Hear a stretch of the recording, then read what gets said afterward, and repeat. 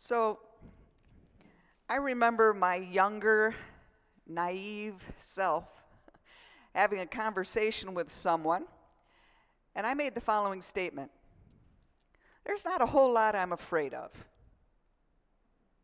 Aspirational thinking, I think, Pastor.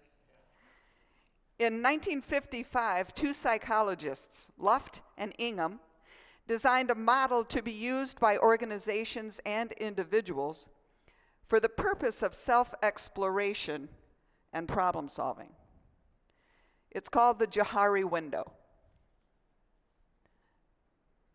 It has 4 quadrants. Arena, which is information, the way this is set up is quadrant 1 is information that's known to self and known to others. So it's kind of the open stuff, right? Stuff that everybody knows, stuff that you know, stuff that everybody else knows. The other quadrant, blind spot, and that's kind of self-explanatory, but it's the part that is known to others, right? It's what everybody else knows about you, but you don't, right? You've got a blind spot. It's like, oh, really? Yeah? And then there is, which is why we need to have those loving, gentle truth tellers in our lives who can gently point out some things that maybe we can't see about ourselves. Then there's the quadrant where you know it, it's known to self, but no way are you going to know it, right? I know this about me, but not sharing it.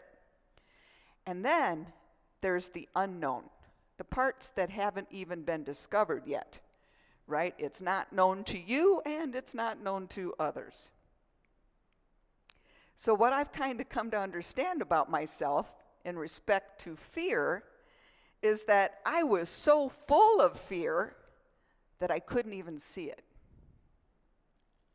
So my, well, there's not a whole lot I'm afraid of statement fell in the blind spot quadrant. Now I also know that at the time I had a very limited understanding of fear. I now understand that fear has layers, right? I know for sure that when I said I wasn't afraid of much, I was thinking of the, top layer or two. You see, I'm not afraid of heights. I'm not afraid of snakes, bugs, cicadas, flying. I'm not afraid of enclosed spaces. Obviously, I'm not afraid of speaking in public. I'm not afraid of germs, I'm not afraid of water, I'm not afraid of the dark, and I don't mind spending time alone. That doesn't scare me either. Now, I don't want to present myself as totally invincible, because if you bring a mouse in here, I'm out. I mean screaming and running for the door, finish service without me, I am gone. Seriously.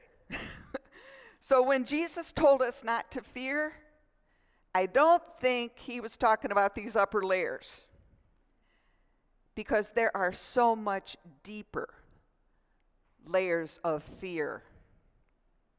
Fear of abandonment, loss of identity, loss of purpose, fear of illness, fear of pain, and fear of death.